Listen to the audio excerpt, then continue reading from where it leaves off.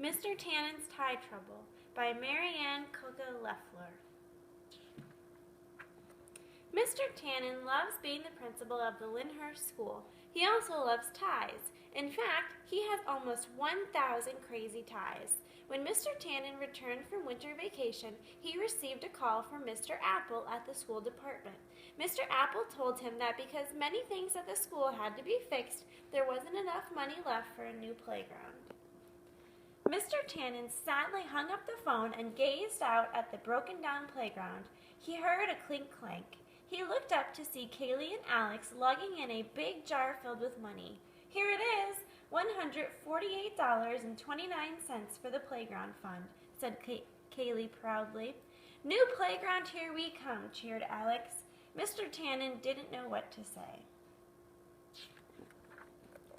After school, Mr. Tanen sat in his office staring at the jar. He sighed. "Now I'm in a real pickle. This is not enough money for a playground. The kids will be so disappointed."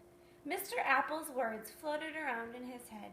"The playground will have to wait. You'll think of something. I wish our account was as full as your tie closet." As full as my tie closet," repeated Mr. Tanen. He jumped up, opened his closet, and shouted, "That's it! My ties! Lyndhurst School will have a new playground." The next day, the entire town was plastered with signs. Mr. Tannen's Tie Auction, Saturday at 7 p.m. at the Lyndhurst School. A tie for any occasion. All ties must go. Mrs. Sweetapple noticed the sign on the grocery store window. She called her husband Mr. Apple.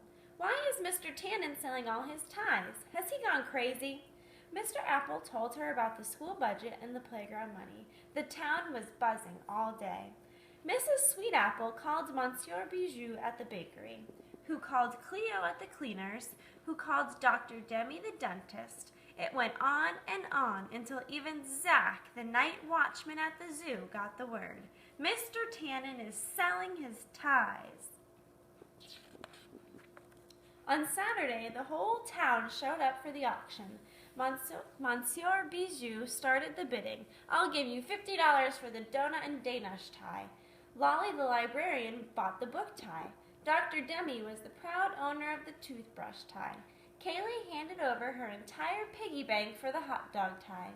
Mrs. Sweetapple just had to have the wedding bells tie. And of course, Mr. Apple chuckled as he paid quite a bit of cash for the crabapple tie. The auction was a huge success. Every tie was sold, except one. Mr. Tanen couldn't part with his beloved blue ribbon tie.